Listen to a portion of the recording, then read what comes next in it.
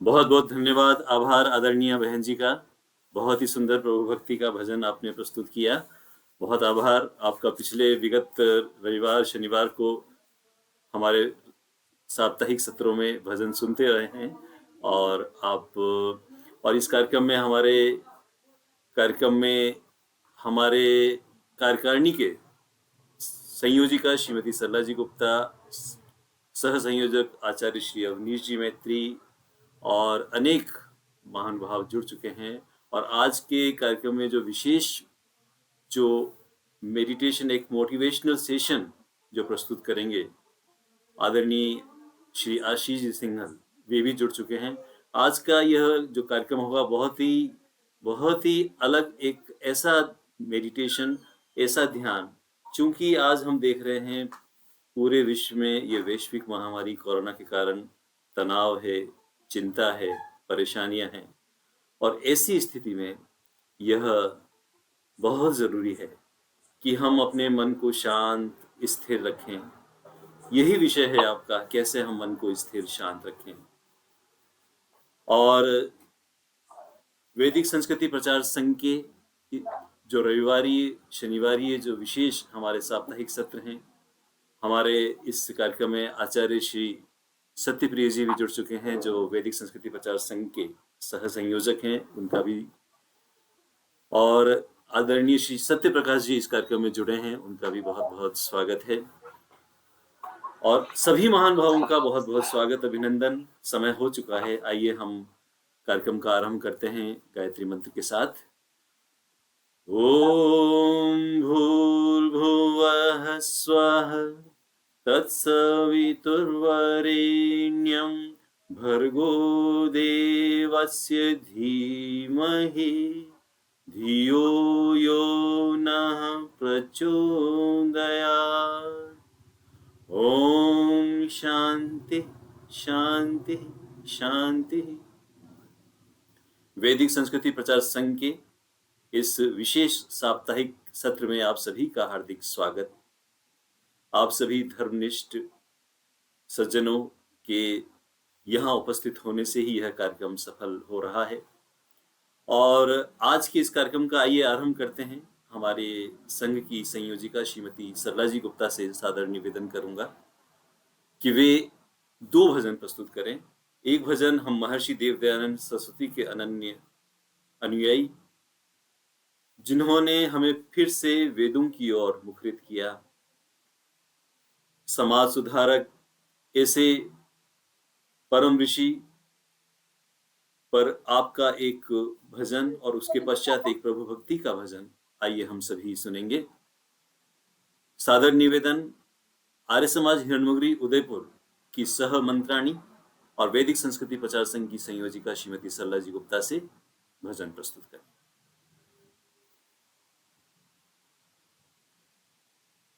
सभी को सादर नमस्ते जी। इस कार्यक्रम में आप सभी का हार्दिक अभिनंदन एवं स्वागत है। सर्वप्रथम मैं ईश्वर भक्ति का एक भजन प्रस्तुत कर रही हूँ।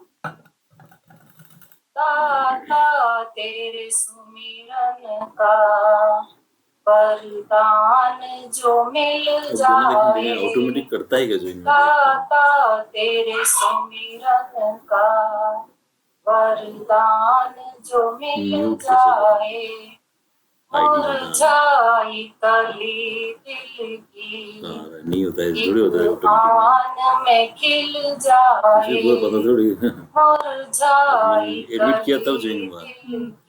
इसमें वो कह रही थी ना ऑप्शन है, कोई नहीं ऑप्शन खिल जाए, सुनते कुछ भी दिखा नहीं आ रहा है।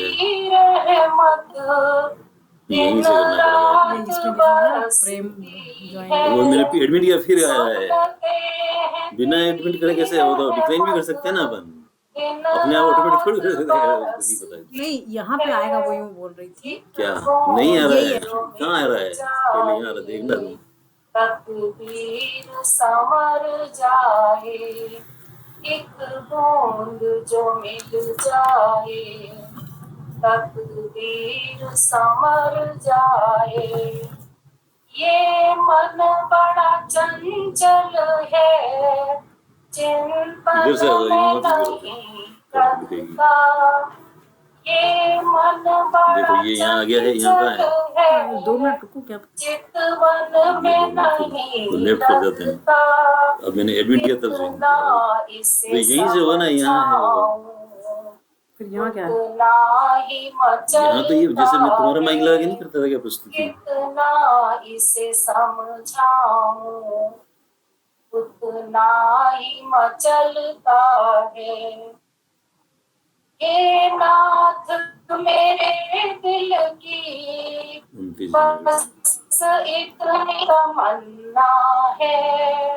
हे नाथ मेरे दिल की बस इतनी तमन्ना है।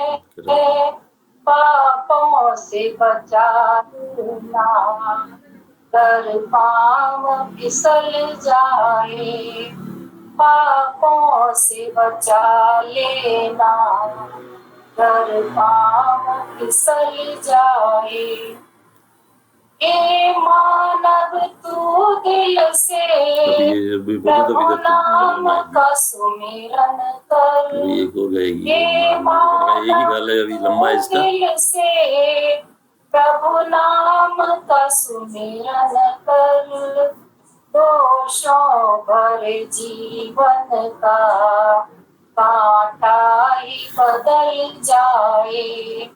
दोषों भरे जीवन का कांटा ही बदल जाए। तेरी भक्ति जो करता उसे क्या कुछ नहीं मिलता। तेरी भक्ति जो करता उससे क्या कुछ नहीं मिलता। परमानंद को पा करके मृत्यु से भी टल जाए। परमानंद को पा करके मृत्यु से भी टल जाए। दाता तेरे सुमिरन का वरदान जो मिल जाए। मुरझाई कली दिल की एक आन में खिल जाए। एक महर्षि दयानंद का भजन प्रस्तुत करूंगी। जैसा कि आदरणीय भूपेंद्र जी ने बताया था, हम पर बहुत उपकार है और विशेषकर महिला जाति पर। हम महिलाएं अगर महर्षि दयानंद को अपने चमड़ी के जूते बना करके भी पहना सकते तो भी शायद हम उनके ऋणों से उऋण नहीं हो सकते। तो उन्हीं की याद में एक बहुत याद करते हैं ईश्वर को हम। बहुत याद करते हैं ईश्वर को हम। उपकार तेरा उपकार तेरे ना भूलेंगे हम। बहुत याद करते हैं ईश्वर को हम। पाप और पाखंड को जड़ से मिटाया। वेदों का जग में डंका बजाया। उसी वेद डंके को उसी वेद डंके को बजाएंगे हम। बहुत याद करते हैं ईश्वर को हम। विधवा अनाथों को तुमने बचाया। दुनिया में नारी का मान है बढ़ाया। एहसान तेरे ना भूलेंगे हम। बहुत याद करते हैं ईश्वर को हम। बहुत याद करते हैं ईश्वर को हम। भूलेंगे ना हम वेदों की वाणी। हम वेदों वेदों की वाणी, ईश्वर की वाणी ये दुनिया ने मानी, ईश्वर की वाणी ये दुनिया में मानी। जब तक है दुनिया, जब तक है दुनिया को सुनाएंगे हम, बहुत याद करते हैं ईश्वर को हम, बहुत याद करते हैं ईश्वर को हम। उपकार तेरे, उपकार तेरे ना भूलेंगे हम, बहुत याद करते हैं ईश्वर को हम, बहुत याद करते हैं ईश्वर को हम। धन्यवाद। बहुत बहुत धन्यवाद, आभार। महर्षि देव दयानंद सरस्वती को हम नमन करते हुए और हमारे सभी ऋषि मुनियों को नमन करते हुए आइए हम कार्यक्रम को आगे बढ़ाते हैं। आज जो विषम परिस्थितियों का दौर पूरे विश्व में है, इसके समाधान में जो मनोमय कोश है, हमारे मन को किस तरह से हम सुदृढ़ करें, इस पर आज का विशेष सत्र रखा गया है। और जो इस सत्र के अतिथि हैं, जिनके द्वारा यह प्रस्तुति दी जाएगी, आदरणीय श्री आशीष जी सिंघल, वे इसके विशेषज्ञ हैं। समर्पित भाव से इसी क्षेत्र में विशेष रूप से आप अध्ययन के साथ, साधना के साथ सेवा कर रहे हैं। संक्षिप्त परिचय देना चाहूंगा आदरणीय श्री आशीष जी सिंघल का। मोटिवेशनल स्पीकर हैं, लाइफ कोच हैं, भारतीय दर्शन के युवा मनीषी हैं, आयुष मंत्रालय भारत सरकार से लेवल 5 सर्टिफाइड योग प्रशिक्षक हैं। आपने 2 बेस्ट सेलिंग बुक्स लिखी हैं, मन पर जीत और ध्यान। उनके आप लेखक, एक आपकी स्वयं की संस्था है माइंड टू डिवाइन फाउंडेशन, बहुत जबरदस्त काम कर रही है। आज से 3 दिवसीय आपका शिविर सुबह आरंभ हुआ, जिसमें मैं भी एक उसमें प्रतिभागी रहा, जिसमें आप मेडिटेशन, प्राणायाम के माध्यम से, योगाभ्यास के माध्यम से जन जन को, मन को, आत्मबल को मजबूत बनाने के लिए आप अपनी अमूल्य सेवाएं दे रहे हैं। आप सिक्योर मीटर्स उदयपुर में एक बड़ी कॉर्पोरेट सेक्टर की एक बड़ी कंपनी है, उसमें R&D मैनेजर हैं। चिंता को चित्त चेत, यह विषय, और इस विषय के पृष्ठभूमि में आपको बताना चाहूंगा, कविवराज रहीम का एक दोहा है, रहीमन कठिन चिता न चित्ते, चिंता को चित्त चेत, चिता दहती निर्जीव को, चिंता जीव समेत। यानी कठोर चिंताओं से अपने को मुक्त कर अपने चित्त पर नियंत्रण करो, क्योंकि चिंता तो प्राणहीन प्राणी को जलाकर राख कर देती है, परंतु चिंता तो जिंदा प्राणी को जलाकर भस्म कर देती है।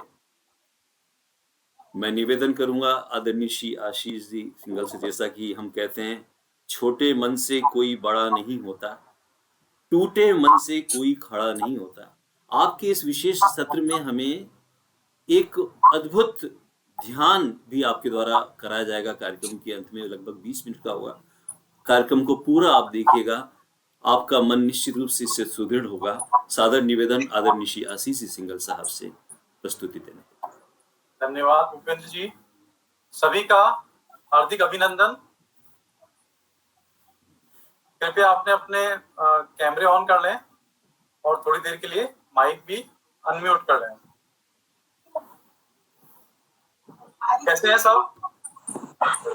बढ़िया। आशीष जी, देखो आशीष अंकल। अच्छा, अभी किसी तरह की चिंता में है, किसी तरह की वरी में, स्ट्रेस में? बिल्कुल नहीं, बिल्कुल नहीं है। आपको देख के चिंताएं दूर हो गई। धर्म शिवा बोला ना कि माइक कैसे थैंक यू। एक सिंपल सा क्वेश्चन मैं पूछता हूँ, कि आप लोग अरे ये कितनी जो चिंता दूसरों के जो करते चल हैं, रहे हैं उनको आप लोग सामान्य जीवन में म्यूट करने बंद करने कितनी चिंता करते शिवम हैं। बोला म्यूट करवाया बहुत ना, कम, उन्होंने सबको बोला। अरे वीडियो थोड़ी म्यूट कराया। ज्यादा या बहुत ज्यादा। अब आप बोलेंगे कि बहुत कम मतलब कि जैसे मान लीजिए कि दिन में 2-4 मिनट 5 मिनट हमने किया, कम मतलब कि 5-10 मिनट 15 मिनट तक हम चिंता में रहे, उस स्टेट में रहे। ज्यादा मतलब कि 15 मिनट से ज्यादा 1 घंटे तक मान लीजिए। एक दिन में आप अगर आधा घंटा 1 घंटा आप उस स्टेट में रहते हैं तो ज्यादा है। और बहुत ज्यादा मतलब कि 1 घंटे से भी ज्यादा, दिन में 1 घंटे 2 घंटा 3 घंटे आप वरी की स्टेट में रहते हैं, चिंता की स्टेट में रहते हैं। कर दिया आप बता सकते हैं यही है। हाँ फोन से कि आप नॉर्मली हाँ, कितना वो तो चिंता में रहते हैं? जो भी चाहें।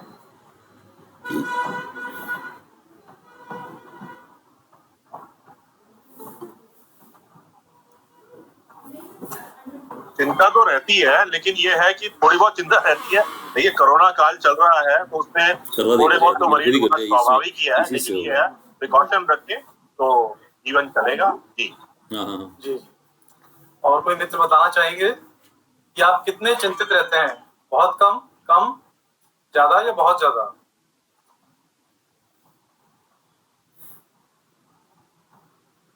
तो देखिए, कोरोना काल प्रारंभ होने से पहले हर 10 एडल्ट्स में से, मतलब 10 परिपक्व कामकाजी लोगों में से 6 लोग बहुत अधिक या अधिक चिंता में रहते थे। ये आज से 1.5 साल पहले का डाटा है। 10 में से 6 लोग, मतलब अभी अगर 60 लोग हैं तो 36 लोग जो है ज्यादा, मतलब 1 घंटा से ज्यादा या बहुत अधिक, 15 से 1 घंटा या 1 घंटे से ज्यादा दिन भर में चिंतित रहते हैं।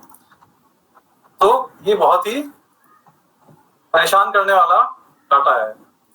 अच्छा, चिंता से क्या हानियां होती है, क्या नुकसान होता है चिंता करने से, ये सब आपको पता ही होगा, है ना। बहुत सारी शारीरिक हानियां होती है, जो ज्यादातर हृदय के रोग होते हैं, हार्ट की जो प्रॉब्लम्स होती है वो चिंता और स्ट्रेस से होते हैं। श्वसन तंत्र की समस्याएं, मन के रोग, मस्तिष्क के रोग, मानसिक रोग, ये सब रोग जो होते हैं ये ज्यादातर चिंता की वजह से होते हैं। जब आप ज्यादा चिंता करते हैं तो आपका डाइजेशन प्रॉपर नहीं होता है, पाचन तंत्र में समस्याएं उत्पन्न हो जाती है। डायबिटीज आज की तारीख में एक बहुत बड़ी बीमारी है डायबिटीज, उसका एक बड़ा कारण है चिंता करना। इसके अलावा शरीर में थकान रहना, दिन भर थके हुए रहते हैं, सुबह सो के उठे तो भी थकान का अनुभव हो रहा है, फ्रेश फील नहीं होते हैं। अच्छा, नींद पूरी नहीं होती है, या तो नींद आती नहीं है और नींद आने के बावजूद नींद पूरी नहीं होती है ना। मेमोरी कम होना, याददाश्त कम होना। पहले तो हम जब छोटे थे तो हर चीज याद रहती थी, जैसे जैसे बड़े होते आ रहे हैं चिंता भी बढ़ती जा रही है और साथ साथ हमारी याददाश्त कम होती जा रही है, हम चीजें भूलते जा रहे हैं। इसके अलावा और भी बहुत सारी शारीरिक हानियां होती है चिंता से, है ना। जैसे कि आज की तारीख में आज सब लोग बात कर रहे हैं इम्यूनिटी की, रोग प्रतिरोधक क्षमता की। जब हम चिंतित होते हैं तो हमारी इम्यूनिटी का लेवल डाउन हो जाता है। चिंता का और हमारे जीवन, हमारी उम्र का एक संबंध है।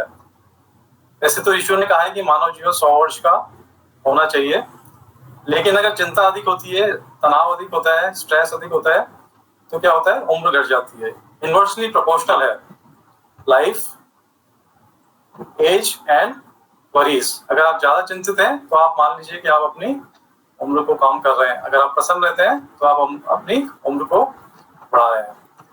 तो ये कुछ शारीरिक हानियां थी, शारीरिक नुकसान थे। इसके अलावा मानसिक प्रभाव चिंता के क्या होते हैं? चिंता के कारण हम हमेशा तनाव में रहते हैं, बेचैनी रहती है, फ्रस्ट्रेशन, हीन भावना के अंदर हम रहते हैं, हमेशा अप्रसन्न रहते हैं, ना खुद से प्रसन्न होते हैं ना दूसरों से, खिन्न भाव में रहते हैं। तो ये सब चीजें चिंता से जुड़ी हुई है। अच्छा, इसके अलावा शारीरिक और मानसिक प्रभाव ही नहीं, भावनात्मक प्रभाव भी बहुत ज्यादा है चिंता के।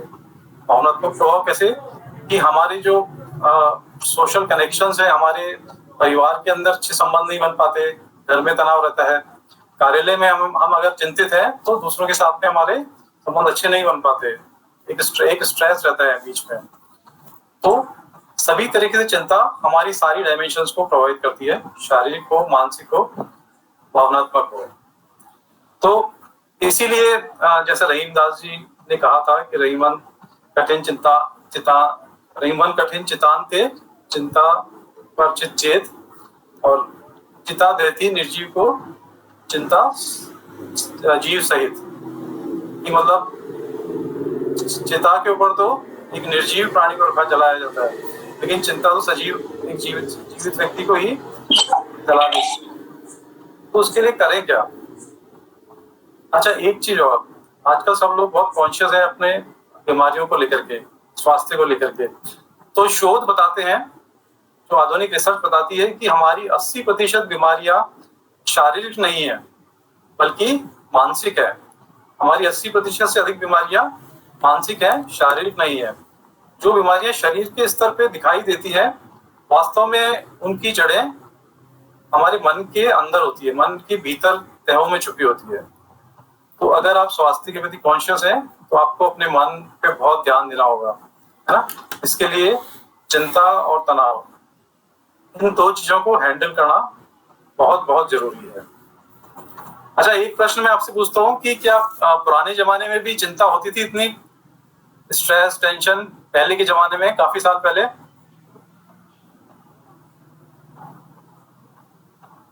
बताएं जो भी चाहें। क्या पहले के जमाने में, काफी साल पहले, क्या तब भी चिंता का, स्ट्रेस का लेवल वही था जो आज के जमाने में है?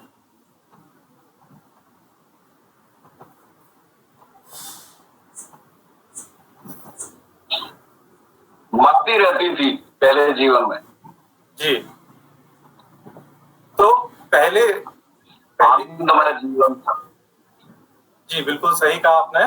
पहले के समय में मनुष्य का जीवन एक तो कठिन होता था, शारीरिक कर्म बहुत करने पड़ते थे, शारीरिक श्रम काफी करना पड़ता था, सारे काम व्यक्ति को खुद करने पड़ते थे। दूसरा, जीवन में महत्वाकांक्षाएं कम होती थी, जीवन सरल होता था, है ना। इसी कारण से जब आप देखते हैं कि प्राचीन काल में जो हृदय से संबंधित बीमारियां हैं या मानसिक समस्याएं, वो बहुत थोड़े लोगों में होती थी। जैसे जो बड़े राजा महाराजा हैं या धन्ना सेठ हैं, साहूकार हैं, ऐसे लोग ही हृदय संबंधी बीमारियां या मानसिक बीमारियों से ग्रसित होते थे। सामान्य लोग इन सब बीमारियों से पीड़ित नहीं होते थे। लेकिन आज की तारीख में, वर्तमान काल में क्या है कि तनाव है, बेचैनी है, चिंता है, ये सब आम आदमी के जीवन में भी आ चुकी है, क्योंकि हर व्यक्ति आज महत्वाकांक्षाओं से पीड़ित हो चुका है। यस और नो? और हमारी जीवन शैली परिवर्तित होने के कारण ऐसा हुआ है। अच्छा, पिछले 30-40 साल में ये काफी हुआ है, और उसमें भी पिछले 10-15 साल में जो चिंता का स्तर है आम व्यक्ति के अंदर, वो बहुत अधिक बढ़ गया है। तो अब इसमें क्या किया जाए? हम सब लोग ये बातें जानते हैं कि चिंता नहीं करनी चाहिए, चिंता से बचना चाहिए, और फिर भी हम चिंतित रहते हैं, थोड़ी देर प्रभाव रहता है, फिर वापस भूल जाते हैं। इसका कारण यह है कि हमारा जो कॉन्शियस माइंड है और हमारा एक सबकॉन्शियस माइंड है। तो हमारा सबकॉन्शियस माइंड कॉन्शियस माइंड से 1000 टाइम ज्यादा शक्तिशाली है, हजारों गुना ज्यादा ताकतवर है। और हमारा जो जीवन का तरीका है, जीने की जो पैटर्न है, शैली है, जो हमारे सोच विचार का तरीका है, वो सब हम कॉन्शियस माइंड से ज्यादा गवर्न कर रहे हैं। सबकॉन्शियस माइंड को हम उतने इनपुट नहीं दे पा रहे हैं। जैसे आपको मैं कह रहा हूँ कि ये चिंता ना करें, आपने कॉन्शियस माइंड से उसको ध्यान तो किया, लेकिन सबकॉन्शियस तक अगर वो नहीं पहुंचा तो उसका प्रभाव बहुत ही थोड़े समय तक होगा, 10-15 मिनट, आधा घंटा, 1 दिन, 2 दिन, फिर आप वापस उसी लाइफ स्टाइल में आ जाएंगे, वापस आपका लाइफ का जो पैटर्न है वही चालू हो जाएगा। तो इसीलिए चिंता के ऊपर या स्ट्रेस पे आप कितना भी वक्तव्य सुन लीजिए, व्याख्यान सुन लीजिए, उससे कुछ ज्यादा लाभ नहीं होने वाला है। लाभ क्या होगा कि कुछ हम रूल्स पे काम करें, कुछ प्रैक्टिकल चीजें सीखें, तब हम इस प्रॉब्लम को हैंडल कर सकते हैं, ताकि हम अपने सबकॉन्शियस माइंड को ट्रेन कर पाए। तो कुछ रूल्स मैं आपके साथ शेयर करना चाहता हूं। तो रूल नंबर 1 है 97% का रूल ऑफ 97%। तो क्या है ये रूल, 97% का रूल? हमारे जीवन में जो भी चिंताएं होती है, चिंताएं क्या होती है? चिंता होती है कि हम किसी चीज को लेकर के, भविष्य को लेकर के, किसी संभावना को लेकर परेशान है ना? वही चिंता है। तो चिंता संभावनाओं पे आधारित है, प्रोबेबिलिटी पे डिपेंड करती है कि कोई चीज हो सकती है या नहीं हो सकती है। तो शोध कहते हैं कि जिन सामान्य लोग जो चिंताएं करते हैं उसमें से 97% चिंताएं फॉल्स होती है, मतलब कि वो कभी आकार नहीं लेती है, वो कभी घटित नहीं होती है। और सिर्फ 3% चीजें ही हम जो चिंतित होते हैं, जो सोचते हैं, वो वास्तव में साकार होती है। इसका मतलब कि 100 चिंताओं में से सिर्फ 3 ही चिंताएं ऐसी होती है जो वास्तव में हमको फेस करनी होती है। 97 तो कभी फेस करनी ही नहीं होती, लेकिन उसके लिए हम अपना बहुत अधिक जीवन ऊर्जा को, जीवन शक्ति को बर्बाद कर देते हैं, अपनी प्रसन्नता को खो देते हैं, अपने जीवन के आनंद को खो देते हैं। सहमत है या नहीं? तो इसको एक एक्सरसाइज से भी कर सकते हैं। इस सेशन के बाद ही कीजिएगा एक्सरसाइज, क्योंकि अभी समय इतना नहीं है। एक कागज लीजिएगा, उस कागज में आपके जीवन में जो जो बड़ी चिंताएं आज तक आई हैं, जिन वरीज से आप चिंतित रहे, परेशान रहे, जो भी आई है बचपन से लेकर आज तक, उन सबको लिख लीजिएगा। जो भी याद आ रही है रैंडम मैनर में। आप बहुत बार चिंतित हुए हैं, कभी स्कूल में पढ़ाई को लेके, कभी बड़े हुए तो नौकरी को लेकर के, शादी को लेकर के, और भी बहुत सारी हजारों तरह की समस्याएं, है ना? तो एक कागज पे लिखते जाइए, सारी समस्याएं लिख लीजिए, सारी चिंताएं जो लिख लीजिए। उसके बाद शांति से उसको बैठ के इवैल्यूएशन कीजिए, विश्लेषण करें कि उनमें से कितनी वास्तव में घटित हुई। और जब आप जो ऐसी चिंताएं थी जो व्यर्थ थी, जिनका कोई मतलब नहीं था, आप उनको काटते जाएं, फाइनली आप देखेंगे कि थोड़ी सी 2 या 4 ऐसी चिंताएं ऐसी थी वास्तव में जो आपके जीवन में को प्रभावित किया, जिसके लिए आपको वास्तव में संघर्ष करने की आवश्यकता थी। बाकी के लिए आपने अपना व्यर्थ ही समय बर्बाद किया, अपने जीवन की प्रसन्नता को बर्बाद किया। तो पहला तो ये हम 97% का रूल हमेशा याद रखेंगे कि 97% चिंताएं जो होती हैं व्यर्थ होती हैं। दूसरा है rule of body and mind relationship. ये बहुत ही इंपॉर्टेंट रूल है। शरीर और मन के बीच में संबंध। हमारा शरीर और मन एक दूसरे से जुड़े होते हैं। शरीर का प्रभाव मन पे पड़ता है, मन का प्रभाव शरीर के ऊपर पड़ता है। तो जब हम चिंतित होते हैं, मतलब कि मन, चिंता कौन कर रहा है? मन कर रहा है। ये समझना जरूरी है कि हमारा जो सुख और दुख है, चिंता है, अवसाद है, वो सब हमारे मन के ऊपर हो रहा है ना? वो हो सकता है शरीर से प्रारंभ हुई हो कंडीशन, लेकिन चिंतित होने का काम, दुखी होने का काम, तनाव में जाने का काम, ये सब मन का काम है ना? ये सब मन से हो रहा है, शरीर से नहीं हो रहा है। शरीर से हो सकता है कि उसका कोई कॉज प्रारंभ हुआ हो। तो जब मन में चिंता होती है तो क्या होता है? हमारा चेहरा मुरझा जाता है ना? या क्या होता है? हमारी सांस जो होती है वो तेज चलने लगती है, हमारी सांस उथली हो जाती है और तेज चलने लगती है ना? तो मन के प्रभाव शरीर पे पड़ रहे हैं।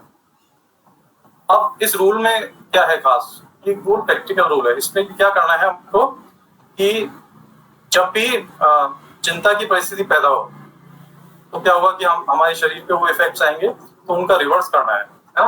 तो जब भी चिंतित हो तो मुस्कुराने लगिए, चेहरे पे स्माइल लेके आइए, और अपनी सांस के प्रति, अपने ब्रीथ के प्रति कॉन्शियस हो जाइए, अपनी सांस के प्रति अवेयरनेस को बढ़ा दीजिए, अपनी सांस को देखिए। और क्या करना है? हमें अपनी सांस को धीमा और गहरा करना है। हमारी सांस नाभि तक जानी चाहिए। हम जो नाक से सांस लेते हैं वो विंड पाइप से, गले से होते हुए, चेस्ट से, लंग से होते हुए नाभि के क्षेत्र तक जानी चाहिए, बल्कि उससे भी 2 इंच नीचे तक जानी चाहिए। वहां पे एक सेंटर होता है जिसको बोलते हैं तादेन, ठीक है? अगर आप नाभि तक भी सांस लेके आते हैं और सांस छोड़ते हैं तो आपकी सांस गहरी हो जाती है, धीमी हो जाती है। तो आप देखोगे कि परिस्थिति वही है, लेकिन आपका मन से चिंता या जो तनाव है दूर हो जाता है। तो इसका अभ्यास करते हैं। गहरी सांस लेंगे, सांस लीजिए, नाभि तक लेके जानी चाहिए सांस, और फिर धीमे धीमे सांस को छोड़िए। जब सांस छोड़ेंगे तो आपका नाभि का एरिया, नेवल एरिया अंदर की ओर जाएगा। तो धीमी और गहरी सांस लेंगे और धीमी और गहरी सांस को छोड़ देंगे। ये बहुत ही सरल प्रयोग है, कभी भी कर सकते हैं आप। चिंता में हैं, तनाव में हैं, अपनी सांस को ऑब्जर्व करें, गहरी सांस लें, छोड़ दें और आप देखेंगे कुछ ही क्षणों में आपका जो मन है, जो तनाव में था, जो चिंता में था, वो सामान्य स्थिति में आ जाता है, वापस से सहज हो जाते हैं। तो ये सेकंड रूल था, rule of relationship between body and mind. तो और इसका हमने प्रैक्टिकल यूज भी देखा। अच्छा, तीसरा एक रूल है, every problem is a opportunity. हर समस्या एक अवसर है, हर समस्या एक वरदान हो सकती है। इस चीज को हमेशा याद रखें। जैसे एक सर्फ का ऐड आता है ना कि दाग अच्छे हैं, तो मैं आपको बोलता हूं कि चिंता अच्छी है। चिंता अच्छी है, जैसे ही चिंता की परिस्थिति हो उस पर काम करने लगना है ना, उसको उसके लिए सॉल्यूशन के ऊपर वर्क करना है।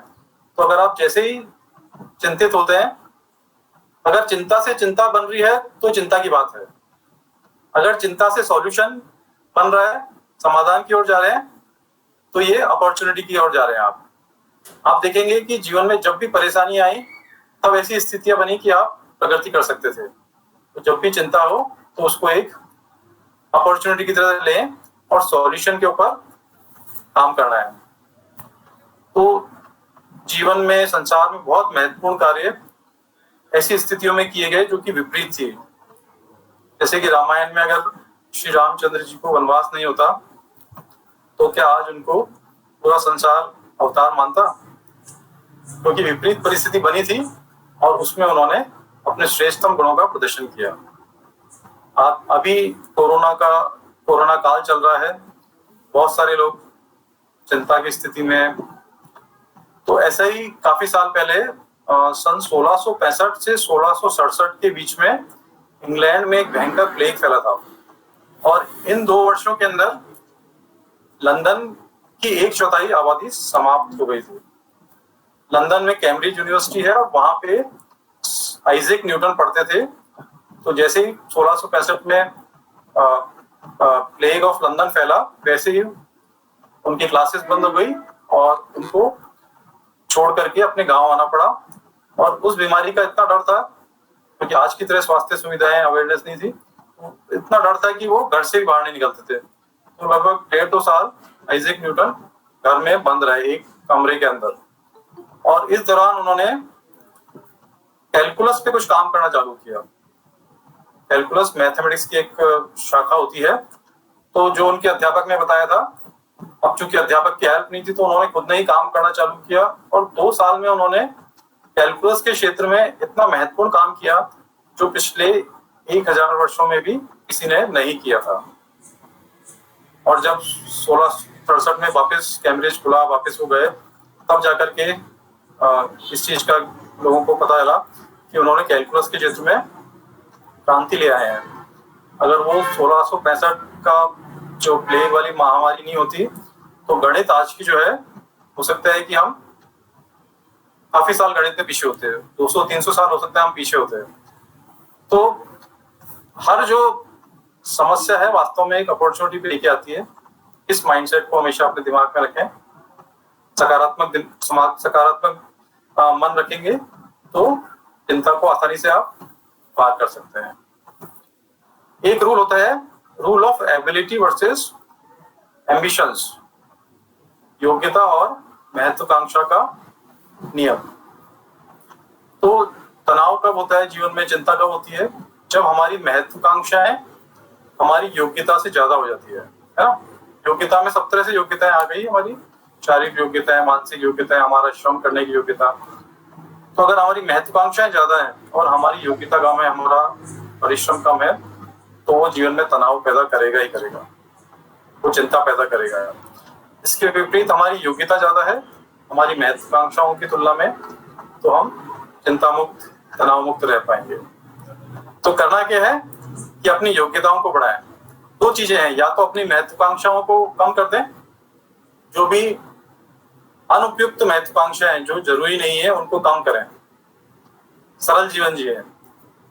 और अगर महत्वाकांक्षाएं करनी है तो समाज के लिए बड़े प्रयोजन के लिए महत्वाकांक्षाएं करें, देश के लिए महत्वाकांक्षा रखें, आध्यात्मिक जीवन के लिए महत्वाकांक्षा रखें। व्यक्तिगत महत्वाकांक्षा, व्यक्तिगत स्वार्थ से आप जो है उसको कम करें जीवन में। और दूसरा तरीका है कि अपनी योग्यताओं को बढ़ा लें, आपकी जो भी एबिलिटीज है उसको डेवलप करें, ग्रो करें, उसमें मेहनत करें, तो अपने आप जीवन में चिंताएं कम होना चालू हो जाएंगी। इसके बाद एक 5th रूल है चिंता को लेकर के कि हमारा शरीर, हमारा जो अस्तित्व है वो कई सारी लेयर से बना है। शारीरिक स्थूल शरीर है, उसमें मन है, उसमें अहंकार है, बहुत सारी लेयर्स हैं। और एक लेयर है प्राणिक शरीर की। तो जितना प्राणिक शरीर मजबूत होता है उतना ही हम नकारात्मक चिंतन से, चिंताओं से, तनाव से दूर रहते हैं। तो हमें अपने प्राणिक शरीर के ऊपर काम करना चाहिए। प्राणिक शरीर पे काम कैसे करेंगे? अच्छा, प्राणिक शरीर क्या होता है? प्राणिक शरीर विजिबल तो होता नहीं है और ना ही अनुभव होता है। जैसे कि शरीर अनुभव होता है और मन जो है, मन के विचार हम अनुभव कर लेते हैं, लेकिन प्राणिक शरीर को हम अनुभव नहीं कर पाते, सब लोग नहीं कर पाते। तो प्राणिक शरीर क्या होता है? हमारे शरीर में 72,000 नाड़ियां होती है, 72,000 नाड़ियां, और बहुत सारे चक्र होते हैं, उसमें मुख्य 7 चक्र हैं। तो ये चक्र और नाड़ियां ये सब मिलके प्राणिक शरीर का निर्माण करती है। तो जब प्राणिक शरीर कमजोर होता है तो नकारात्मकता, चिंता, तनाव, अवसाद और बीमारियां, वो सब हमारे ऊपर जल्दी अटैक करते हैं। तो रूल ये है कि अपने प्राणिक शरीर को मजबूत बनाएंगे। कैसे मजबूत बनाएंगे? तो उसका एक सिंपल तरीका है, हमें वैदिक विद्वानों ने दिया है, वो है प्राणायाम या ब्रीथिंग एक्सरसाइज। प्राणायाम से हमारा प्राणिक शरीर मजबूत बनता है और चिंता को चित है ना, चिंता को कैसे चेत करेंगे, कैसे उसके प्रति अवेयर करेंगे, उसको दूर करेंगे। तो प्राणायाम एक तरीका है। बहुत सारे तरह के प्राणायाम का नित्य अभ्यास कीजिए। और वर्तमान कोरोना काल में प्राणायाम जो है संजीवनी बूटी के समान है। आप नियमित प्राणायाम करें, आपको कुछ भी नहीं होगा। कई सारे तरह के प्राणायाम है, वो एक अलग अभ्यास का विषय है। लेकिन अगर आप कभी बहुत ज्यादा चिंता में आ गए, बहुत ज्यादा ऐसा कंडीशन में फंस गए कि आप ओवर थिंकिंग के अंदर फंस गए, लगातार विचार चल रहे हैं और आप बाहर नहीं निकल पा रहे, या कुछ ऐसा इंसिडेंस हो गया है कि आप बहुत तनाव में, स्ट्रेस में, तो उसके लिए मैं एक छोटी सी ट्रिक आपको बताता हूँ। एक मूर्छा प्राणायाम हम करके देखेंगे उसको। बहुत सरल प्राणायाम है।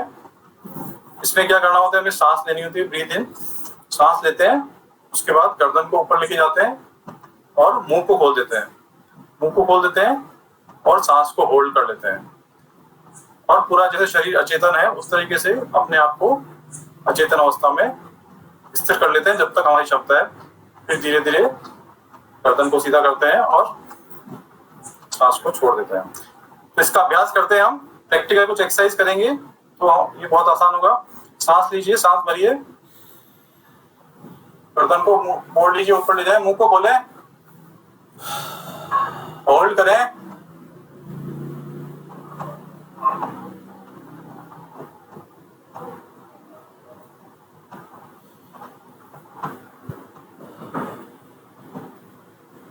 मुंह को बंद कर लें, सांस को छोड़ते हुए सामान्य अवस्था में आ जाएंगे।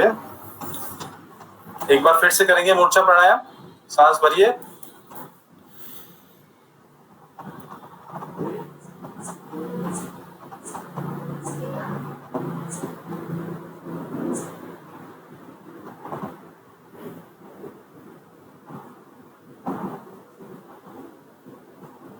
धीरे धीरे सामान्य अवस्था में आ जाएंगे।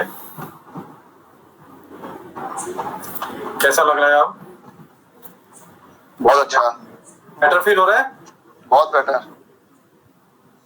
अगर आप किसी लूप में फंस गए हैं, आपका दिमाग किसी कंटिन्यूअस लूप में फंस गया है, ओवर थिंकिंग के, चिंता में, या आप अपनी आदतों को चेंज नहीं कर पा रहे हैं, तो आपको उस साइकिल से बाहर लाने में ये बहुत उपयुक्त होगा।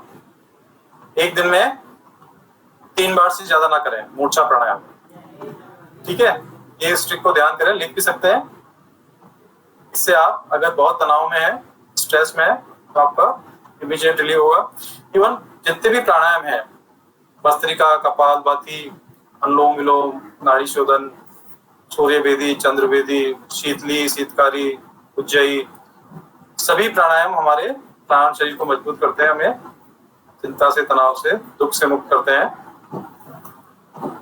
उसके बाद हम एक और रूल समझते हैं, वो है rule of balance the physical and mental efforts. हम जो शहरों में लोग रहते हैं और वर्तमान काल में हमारे शारीरिक श्रम कम हो गए हैं और मानसिक कार्य हम ज्यादा करते हैं, है ना। तो इससे एक असंतुलन जीवन में पैदा हो गया है। जब हम ज्यादा कम शारीरिक कार्य करते हैं तो हमारे भीतर का जो रजस तत्व बढ़ जाता है एक्टिविटी के लिए, और वो शरीर पे प्रभाव नहीं डालता है तो मन पे प्रभाव डालते हैं। मन को बहुत ज्यादा गति देता है, मन बहुत ज्यादा चंचल हो जाता है, चिंतित हो जाता है, अवसाद में आ जाता है, क्योंकि शारीरिक श्रम का अनुपात कम है। तो करना क्या है, हमको अपने दैनिक जीवन शैली में शारीरिक श्रम को थोड़ा सा बढ़ाएं। अगर आप बिल्कुल भी शारीरिक श्रम नहीं करते हैं, घर का थोड़ा बहुत काम काज करें, योगा प्राणायाम करें, मॉर्निंग वॉक करें, है ना, तो आपका शारीरिक श्रम का हिस्सा बढ़ेगा। गाँव में ये समस्या नहीं होती है क्योंकि वो लोग गाँव में ज्यादा शारीरिक श्रम करते हैं, और पहले के जमाने में भी नहीं होती थी। लेकिन आज के जमाने में हमारा शारीरिक श्रम कम हो गया है, तो शारीरिक और मानसिक जो बैलेंस है वो डिस्टर्ब हो गया है।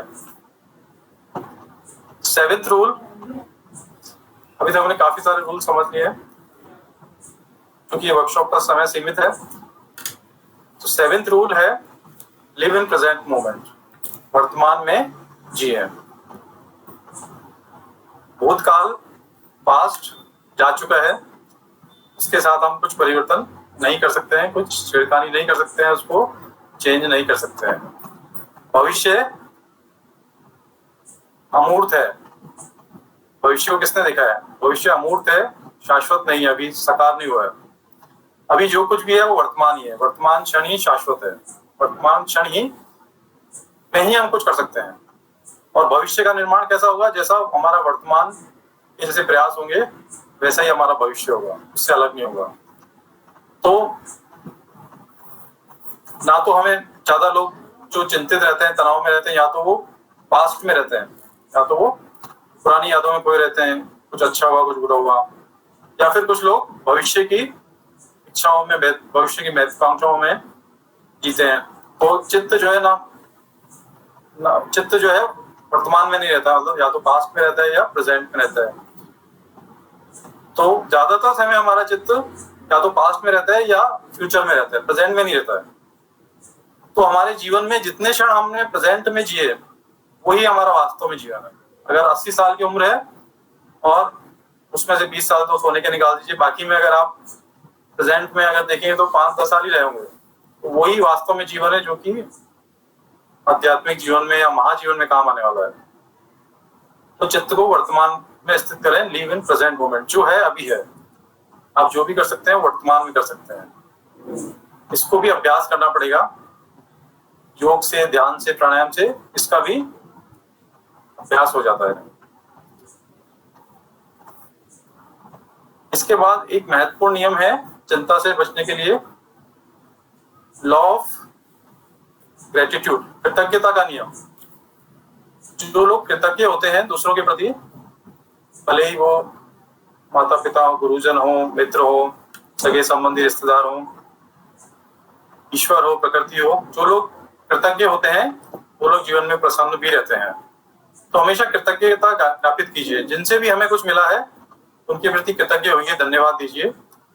और प्रातःकाल सुबह उठते ही सबसे पहला काम हमें करना है ईश्वर के प्रति, सृष्टि के प्रति, अस्तित्व के प्रति कृतज्ञता को ज्ञापित करना है। सिर्फ 2 मिनट भी अगर हम नियमित रूप से ये आदत डाल लें तो उठते ही हम को धन्यवाद देना है और सोने से पहले पुनः कृतज्ञता देनी है, ज्ञापित करनी है। तो आप देखेंगे पूरा दिन आपका प्रसन्नता से, आनंद से भर जाएगा। नेक्स्ट है रूल ऑफ सर्विस, सेवा का नियम। ये बहुत ही महत्वपूर्ण नियम है। जो लोग दूसरों की सेवा करना चाहते हैं, दूसरों के प्रति अपना समय, अपना धन, अपने रिसोर्सेज देना चाहते हैं, करते हैं, तो जो लोग सेवा की भावना से ग्रसित रहते हैं, से भरे रहते हैं, वो समान विपरीत परिस्थितियों में भी प्रसन्न रहते हैं। अभी आप देखिए कोरोना काल चल रहा है, बहुत लोग परेशान हैं, लेकिन जो लोग दूसरों के लिए सेवा कार्य कर रहे हैं, भले किसी को खाना पहुंचाना हो, किसी को ऑक्सीजन पहुंचानी हो, इंजेक्शन देना हो, है ना, तो वो लोग विपरीत परिस्थितियों के होते हुए भी जो है वो उतने दुखी नहीं, उतने परेशान नहीं होते। कारण ये है कि उनका जो माइंड है उसकी अवेयरनेस जो है उन विषयों से हट जाती है, और वो उनको कुछ करना है, कुछ करने के लिए कुछ वो हमेशा जागृत रहते हैं, कुछ सोचते रहते हैं, काटते रहते हैं। तो जो सेवा भाव से भरे होते हैं वो विपरीत परिस्थितियों में भी उनकी मनस्थिति अच्छी रहती है। देखिए परिस्थितियां कैसी भी हो वो महत्वपूर्ण नहीं है, मनस्थिति अच्छी होनी चाहिए। सारा हमारा जो जीवन का प्रसन्नता है वो मनस्थिति पर निर्भर करती है। तो मनस्थितियों पे काम करें, और लॉ ऑफ सर्विस, जितना अधिक आप सेवा भाव से भरे होंगे उतना ही बेहतर रहेगा। एक रूल है, हम कई बार छोटी छोटी चीजों के लिए चिंतित हो जाते हैं, है ना। जरूरी नहीं कि बड़ी बड़ी चिंताएं हो। ज्यादा लोग जो है छोटी छोटी प्रॉब्लम, बहुत छोटी प्रॉब्लम जो होती है ना, घर की बहुत छोटी, ऑफिस की बहुत छोटी प्रॉब्लम्स के लिए परेशान हो जाते हैं। तो करना क्या है, इग्नोर द स्मॉल प्रॉब्लम्स। ये रूल है एक तरह का। छोटी छोटी समस्याओं को उपेक्षा कीजिए उनको। छोटी छोटी चीजें आती है हमारे जीवन में, बहुत सारी आती है जिनके लिए परेशान हो जाते हैं। तो हमारा जीवन हमेशा तो इमरजेंसी टाइप तो हम लाइफ जी नहीं सकते, हर छोटी चीज के लिए हम बहुत ज्यादा परेशान हो जाएं। छोटी समस्याओं को नेग्लेक्ट करें, है ना।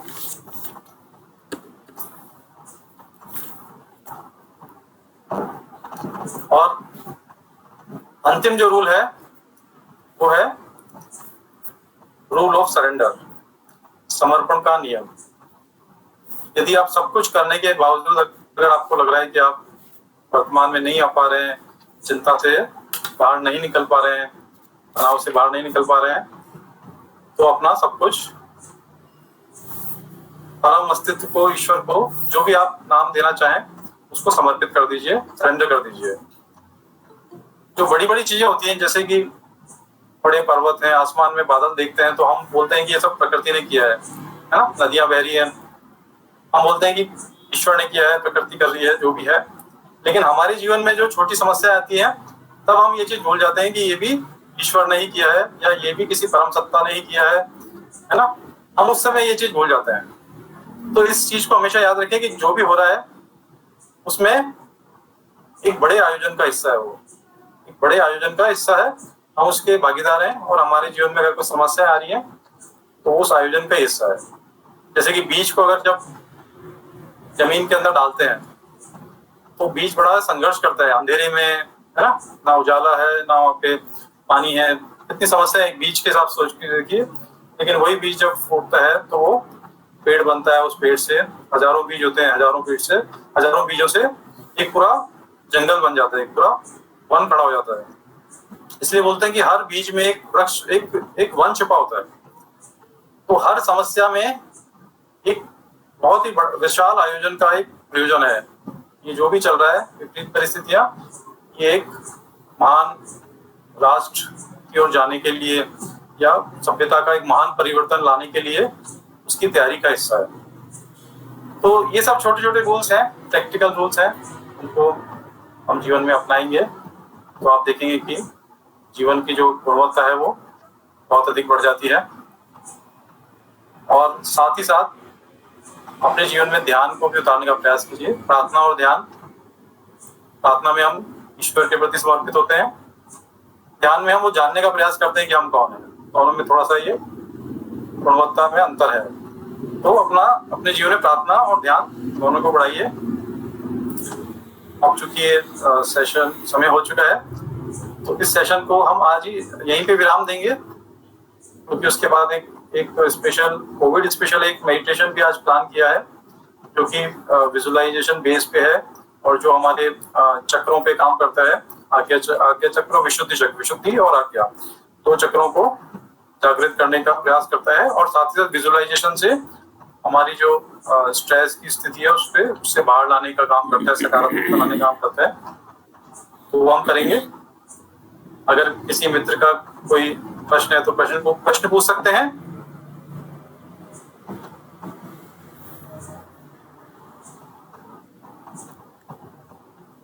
हेलो हेलो आशीष जी, हाँ जी, मैं ये जानना चाह रहा था कि कॉन्शियस माइंड में किसी चीज को रखने के लिए हमें क्या कैसे करना होगा, क्योंकि हम तो जनरली कॉन्शियस माइंड में, सेमी कॉन्शियस माइंड में रख ही नहीं पाते हैं चीजों को। हाँ, तो जब कॉन्शियस माइंड, हम जो रेगुलर काम करते हैं, हम कॉन्शियस माइंड से उसको करते हैं और वो सबकॉन्शियस में नहीं जाता है। सबकॉन्शियस में अब जाएगा जब आप उसको रिपीटेडली करेंगे, है ना। Okay okay. जैसे कोई भी आपको, जैसे सुबह उठना है, मान लीजिए आप चाहते हैं कि 5 बजे मुझे उठना है, आपने आज सोचा कि उठना है, कल सुबह आप शायद उठ गए, नहीं उठे, परसों नहीं उठेंगे। आपको एक आदत बनानी पड़ेगी, अपने आप को ट्रेन करना पड़ेगा, सबकॉन्शियस माइंड को सिग्नल भेजना पड़ेगा। आप सबकॉन्शियस माइंड को सिग्नल भेजिए कि मैं सुबह उठ सकता हूँ, मैं सुबह उठूंगा, बिल्कुल उठूंगा। आप अपने तकिए के पास एक कागज पे लिख दीजिए कि सुबह 4 बजे मुझे उठना है। और ऐसा बहुत लोगों के साथ होता है, किसी घड़ी के बिना किसी अलार्म के सुबह 4 बजे उठ जाते हैं, क्योंकि सबकॉन्शियस माइंड जागा है। आप सबकॉन्शियस माइंड को सिग्नल भेजिए। इस पे बहुत अच्छी किताबें लिखी गई है, पावर ऑफ सबकॉन्शियस माइंड, है ना, अवचेतन की शक्ति, और इसलिए कई किताबें लिखी गई है, उसका भी अध्ययन कर सकते हैं कैसे आप अपने सबकॉन्शियस को ट्रेन कर सकते हैं अप्रत्याशित परिणामों के लिए।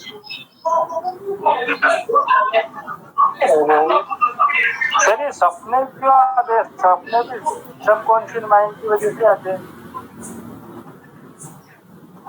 हाँ, हमारी जो बहुत कई तरह की स्टेट्स होती हैं, जागृत अवस्था, सुप्ति अवस्था, है ना, और अंततः एक तुरीय अवस्था, स्वप्न अवस्था और तुरीय अवस्था, 4 अवस्थाएं होती हैं। तो सबकॉन्शियस माइंड वास्तव में हमारा सपने वास्तव में हमारे सबकॉन्शियस माइंड की ही रचना होती है। सबकॉन्शियस माइंड जो है प्ले करता है, वो कुछ आयोजन करता है, वो एक ड्रामा क्रिएट करता है ना। बिल्कुल सही आपने बोला, सबकॉन्शियस माइंड की रचना होती है। लेकिन जो लोग गहरे ध्यान में जाते हैं, प्राणायाम में जाते हैं, तो आप देखोगे कि उनको कभी सपने नहीं आते हैं। वो हमेशा जो है जागृत, हमेशा एक जागृत अवस्था में, मतलब सो भी रहोगे तो भी वो एक अवेयरनेस की स्थिति में होंगे, जागरण की अवस्था में होंगे। श्रीमद् भगवद गीता में श्री कृष्ण ने कहा है कि योगी हमेशा जागता है। संसार जब सो रहा होता है तब भी योगी जागता है। जी जी। तो अब हम आज का विशेष कोविड मेडिटेशन प्रारंभ करेंगे। सभी लोग म्यूट कर लें अपने आप को म्यूट कर लें और आराम से बैठ के करेंगे। अगर आप कोविड पेशेंट है और विश्राम करना चाहते हो तो लेट के भी कर सकते हैं। मैं अपनी स्क्रीन के ऊपर शेयर करूंगा इसको।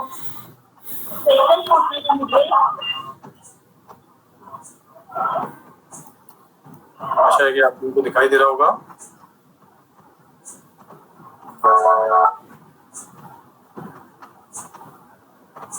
एक स्थिति में बैठ जाएं।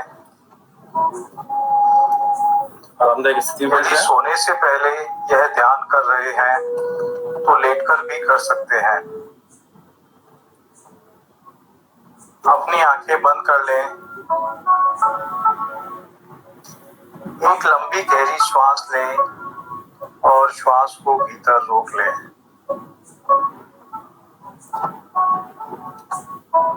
अपनी यथाशक्ति के अनुरूप श्वास को रोके रखेंगे।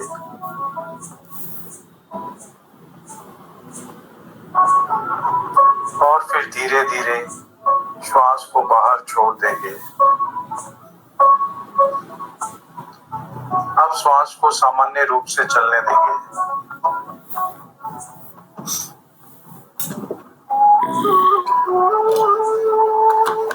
आंखों को बंद रखते हुए ही शरीर को स्थिर कर लें।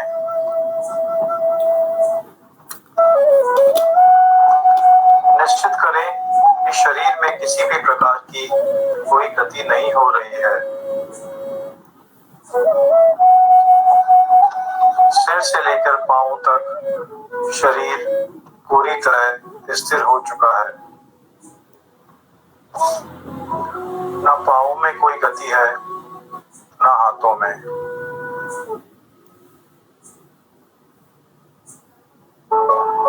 पीठ, गला, गर्दन, चेहरा, चेहरे पर स्थित सभी अंग और सिर पूरी तरह स्थिर हो चुके हैं। पूरा शरीर स्थिर हो चुका है।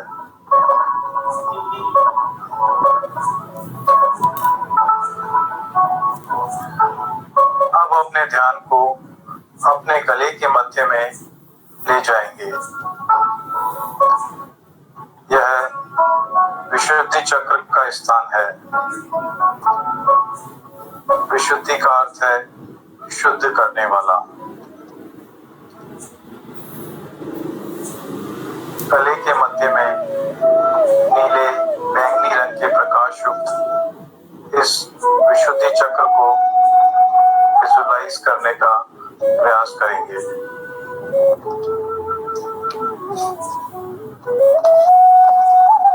अपनी पूरी एकाग्रता को गले के मध्य में ही केंद्रित करें।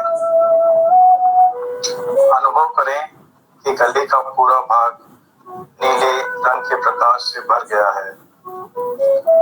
यह शक्तिशाली और निर्मल प्रकाश श्वास के द्वारा शरीर में प्रवेश करने वाले सभी प्रकार के वायरस से आपकी रक्षा कर रहा है।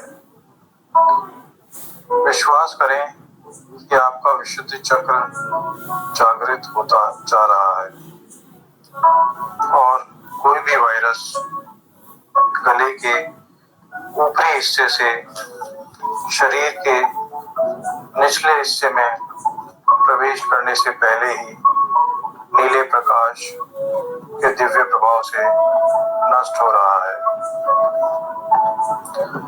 आपका गला और श्वसन तंत्र सभी तरह के संक्रमण से पूरी तरह सुरक्षित है।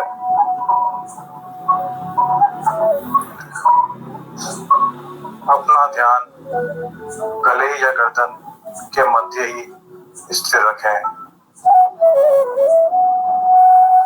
विशुद्धि चक्र का नीला दिव्य प्रकाश आपके शरीर और मन को आरोग्य प्रदान कर रहा है।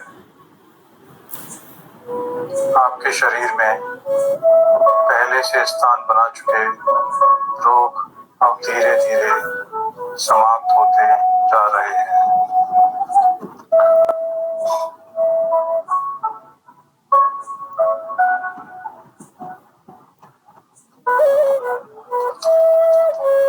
अब मन को विशुद्धि चक्र से शरीर के भीतर ही यात्रा कराते हुए दोनों बाहों के बीच ले जाएं और मन को दोनों बाहों के बीच आज्ञा चक्र पर स्थिर कर लें।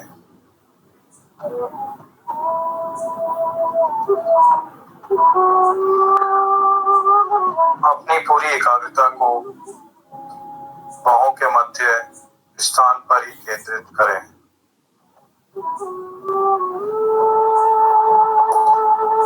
मन में उठ रहे विचारों का अवलोकन करें। यदि किसी भी तरह के विचार आ रहे हैं तो उन्हें आने दें। उन्हें साक्षी भाव से देखने का प्रयास करें। उन्हें रोकने या उनसे किसी भी प्रकार का संघर्ष नहीं करना है। शरीर स्थिर है और धीरे धीरे मन भी शांत हो गया है।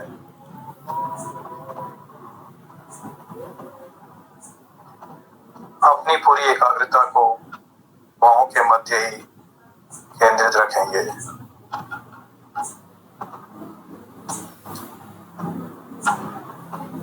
आज्ञा चक्र का यह पवित्र स्थान चंद्र और सूर्य नाड़ी का सुषुम्ना नाड़ी के साथ मिलने का स्थान है।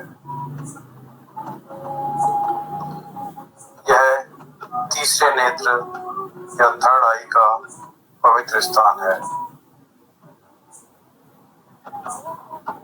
विजुलाइज करें कि आज्ञा चक्र पर एकाग्रचित होकर आप असीमित चेतना, असीमित ज्ञान और असीमित सामर्थ्य के साथ एकाकार हो गए हैं।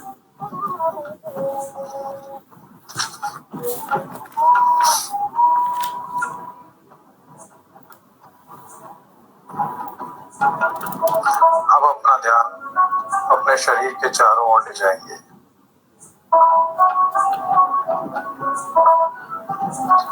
अपने शरीर के चारों ओर प्रकाश के एक गोल घेरे को विजुलाइज करेंगे। इस दिव्य प्रकाश के घेरे ने आपके शरीर को चारों ओर एक कवच के समान घेर लिया है। यह प्रकाश अत्यंत ही प्रभावशाली और दिव्य शक्तियों से युक्त है।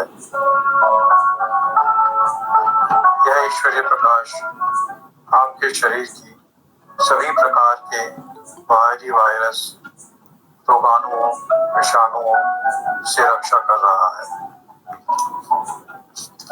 कोई भी वायरस इस गोल प्रकाश के कवच के कारण आपके शरीर तक पहुंच नहीं सकता है। आपका शरीर इस गोल घेरे के कारण सभी प्रकार के बाहरी दुष्प्रभावों से बचाया जा रहा है। यह दिव्य प्रकाश दिन और रात 24 घंटे कोरोना वायरस से भी आपकी सुरक्षा कर रहा है।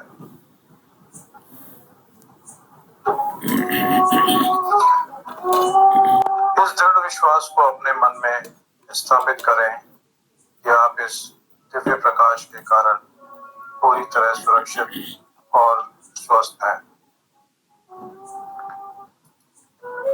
अब अपना ध्यान पुनः अपनी बाहों के मध्य में लेकर आए।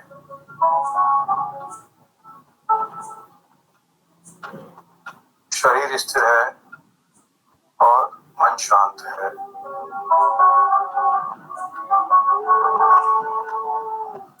पुनः स्मरण करें कि परमात्मा की दिव्य शक्तियां पवित्र आज्ञा चक्र पर स्थित है।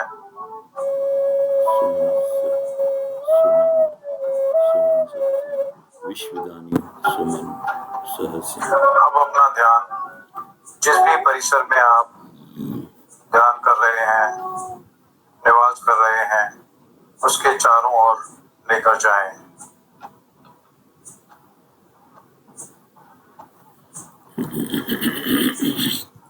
विजुलाइज करें कि एक गोल प्रकाश का घेरा इस परिसर को चारों ओर से घेर रहा है।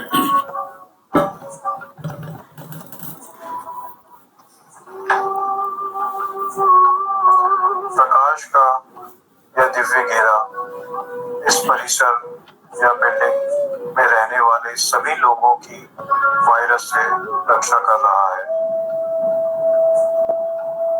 आपके परिवार के सभी लोग पूरी तरह सुरक्षित हो चुके हैं। किसी भी तरह का बीमारी का वायरस इस अभेद कवच के भीतर प्रवेश नहीं कर सकता है। आप और आपका परिवार इस दिव्य कवच के भीतर सुरक्षित और पूर्ण स्वस्थ हैं।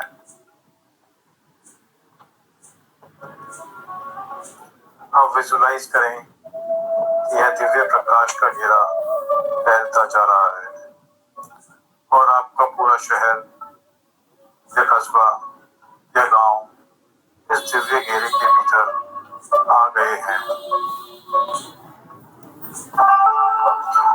इस दिव्य प्रकाश के प्रभाव से किसी भी तरह का वायरस शहर के भीतर अब प्रवेश नहीं कर सकता है।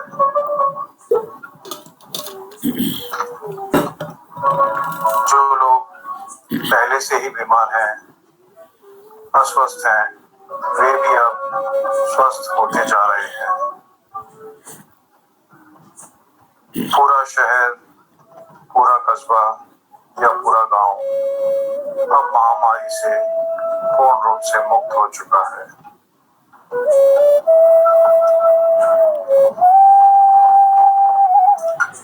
अब विजुलाइज करेंगे कि यह दिव्य प्रकाश का घेरा फैलता जा रहा है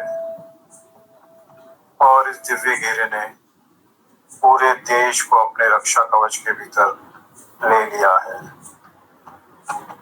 पूरा भारत देश रोग मुक्त होता जा रहा है। पूरा देश सामान्य जीवन जी पा रहा है। जो लोग पहले से रोगग्रस्त हो चुके थे वे भी अब स्वस्थ होते जा रहे हैं। प्रकाश के इस दिव्य घेरे ने देश को न केवल रोग मुक्त किया है बल्कि आत्मनिर्भर, शक्तिशाली और पुनः विश्व गुरु भी बना दिया है।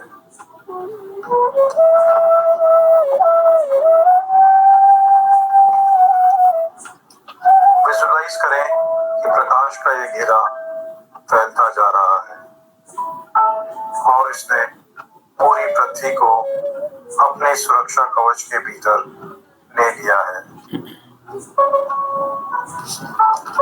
यह अद्भुत दिव्य घेरा पूरी पृथ्वी को सुरक्षा, शांति और प्रसन्नता प्रदान कर रहा है।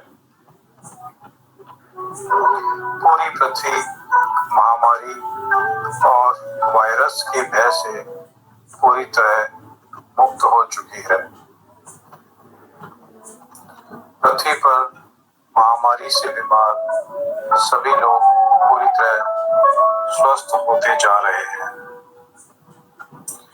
मानव जाति पुनः पहले के समान सामान्य जीवन जी पा रही है। पूरा मानव समुदाय प्रसन्नता और आरोग्य के आनंद को अनुभव कर रहा है। मनुष्य जाति अधिक नैतिक और अधिक आध्यात्मिक होकर पुनः प्रगति कर रही है।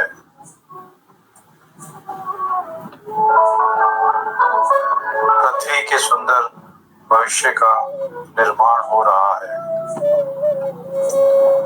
पृथ्वी पर न केवल महामारी समाप्त हो गई है बल्कि यह वातावरण में प्रदूषण और समाज में अपराधों से भी मुक्त हो चुकी है। पृथ्वी एक पूर्णतः आध्यात्मिक ग्रह बन चुकी है और दिव्य चेतनाएं इस ग्रह को हमेशा हमेशा के लिए सुरक्षा प्रदान कर रही है।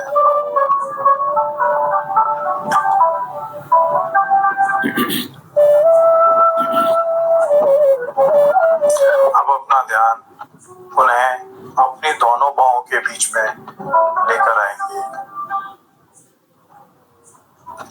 शरीर अभी भी स्थिर है, मन पूरी तरह शांत है।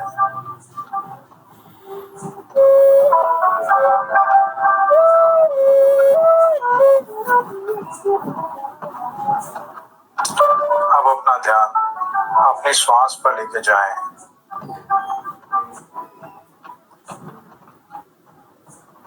एक गहरी श्वास लें,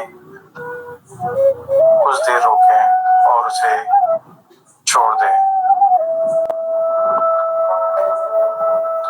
पुनः एक दो गहरी श्वास लेंगे और श्वास के साथ साथ अपने शरीर के प्रति अपने भान को बढ़ाएंगे।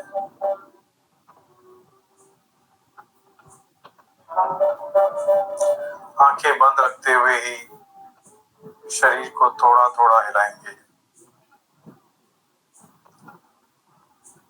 कंधों को थोड़ा हिला सकते हैं, दोनों हाथों और दोनों पांवों को थोड़ा हिला सकते हैं।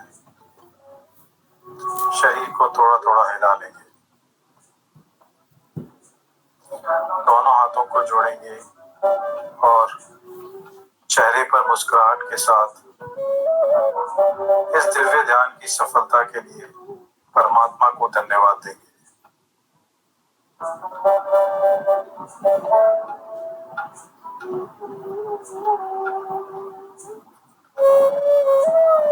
अब जब भी मन करे अपना समय लेते हुए अपनी आंखें खोल सकते हैं।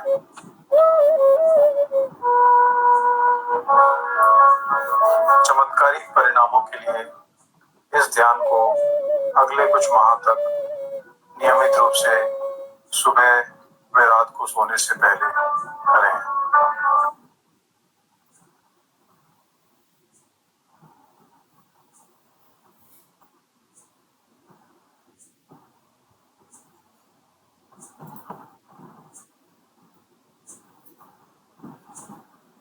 कैसा रहा ध्यान?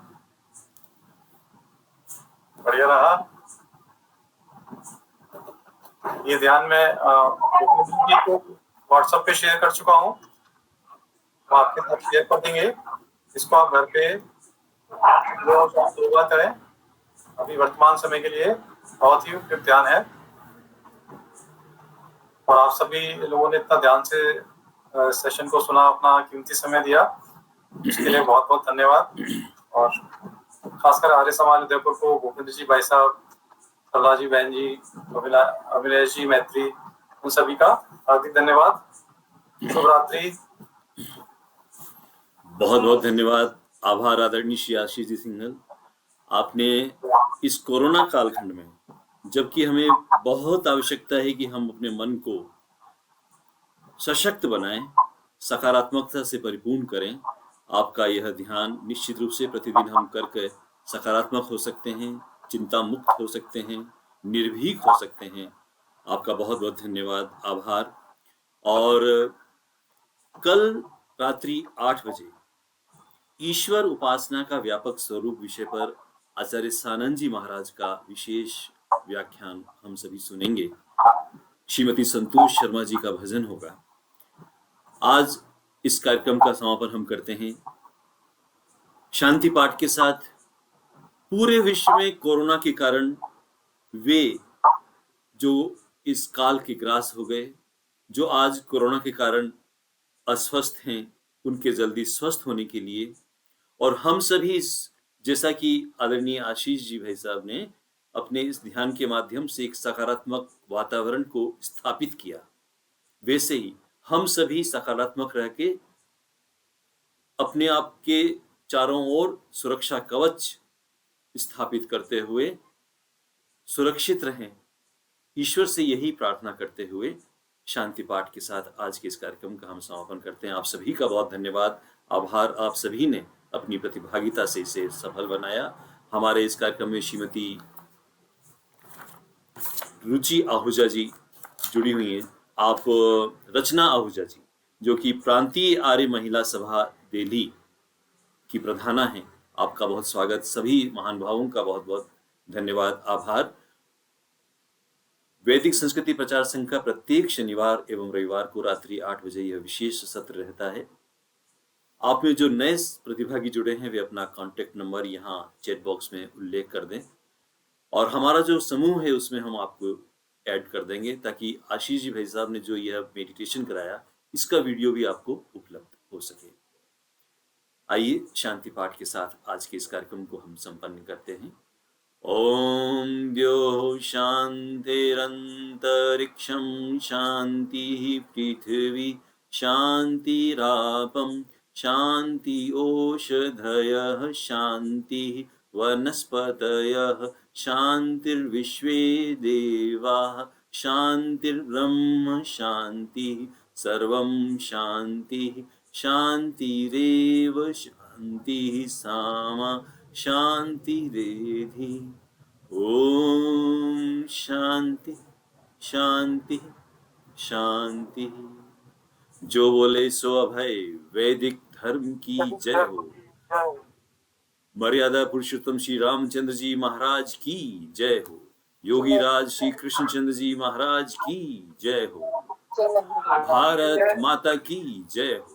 गौ माता की जय हो। गुरुवर विजयानंद जी महाराज की जय हो। महर्षि देव दयानंद सरस्वती की जय हो। आर्य समाज अमर रहेगा, वेद की ज्योति जलती रहेगी, ओम का झंडा ऊंचा रहेगा। प्रणाम ध्वनि।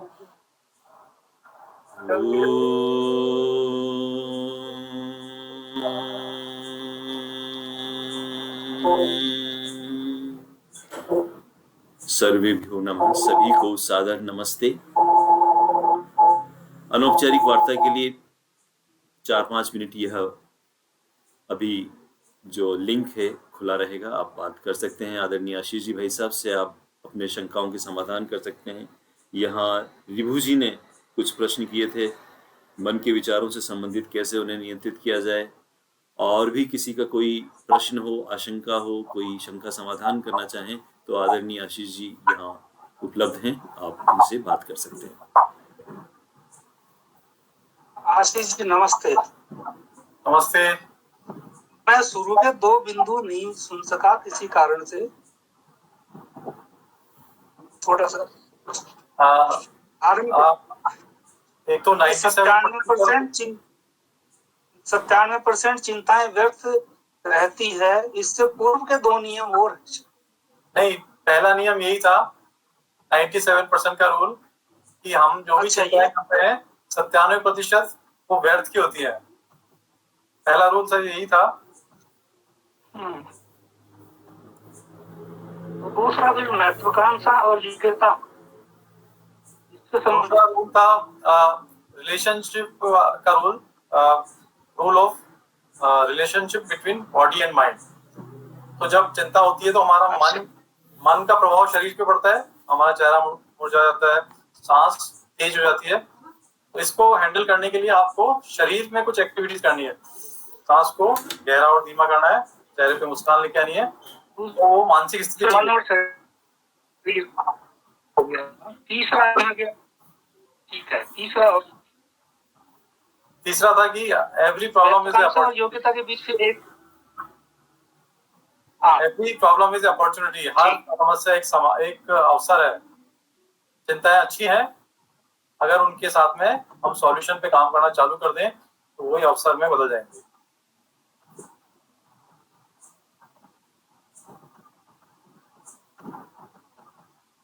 आप क्या हो? संबंधित धन्यवाद।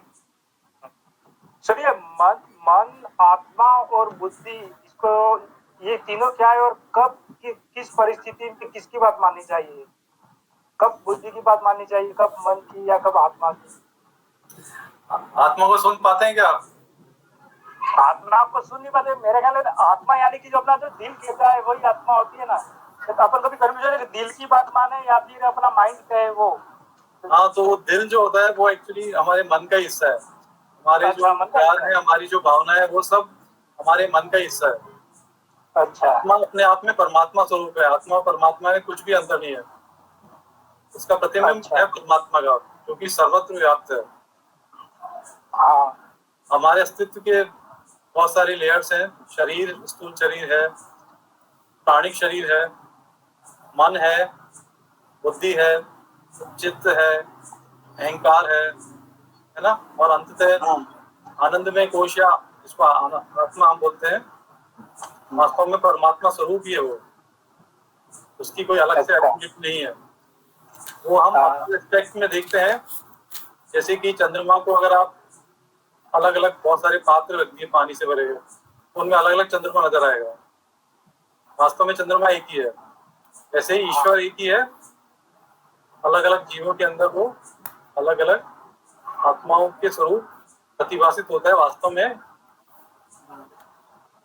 ईश्वर एक ही है, आत्मा परमात्मा एक ही है। बहुत ही अच्छा, मेरी बहुत अच्छा लगा वीडियो। किसके साथ तुम कर ले, नियमित रूप से करें उसे। और भूपेंद्र जी भाई साहब वो फाइल सर, वो मुझे उसका वीडियो चाहिए था सर। हाँ जी, इसका हाँ के साथ शेयर किया है। जी हाँ, मैम आपको डॉक्टर नीलम मैम, आपको ये वीडियो में आपका नंबर नोट कर रहा हूँ, आपने चैट बॉक्स में डाला है। आप हमारे वैदिक संस्कृति प्रचार संघ का एक समूह है, उसमें हम ऐड करेंगे आपको, और वहाँ ये वीडियो हम पोस्ट करेंगे, तो उससे आप नियमित आप देखिएगा, है ना। मैं आपका नंबर नोट कर रहा हूँ, कब करेंगे पोस्ट? मैं तो रात बस को अभी कर लो, थोड़ी देर बाद कार्यक्रम समाप्त होते ही कर दूंगा। और इस वीडियो को सोने से लेकर के सो जी हाँ, वीडियो को आप ज्यादा से ज्यादा शेयर करें, क्योंकि बहुत सारे लोगों ने हमको इनपुट दिया है, मेरे पास कॉल आते हैं रोज 5-10 कॉल, कि वो लोग कोविड से मतलब स्थिति खराब हो रही थी, और जब मेडिटेशन चालू किया तो 1 या 2 दिन में उन्होंने रिकवर करना चालू किया, क्योंकि वर्तमान में जो स्थिति खराब होने का एक बड़ा कारण है पैनिक क्रिएट होना। तो ये मेडिटेशन पैनिक से आपको बाहर निकालता है ना। जी जी। और ये सबसे पहली मैंने मेडिटेशन सुनी है जो विश्व के स्तर पे गई है, तो मुझे बड़ा अच्छा लगा। वैश्विक स्तर की। बहुत धन्यवाद। और भी जो महान भाव अपने किसी शंका समाधान, कोई फीडबैक देना चाहें, स्वागत है।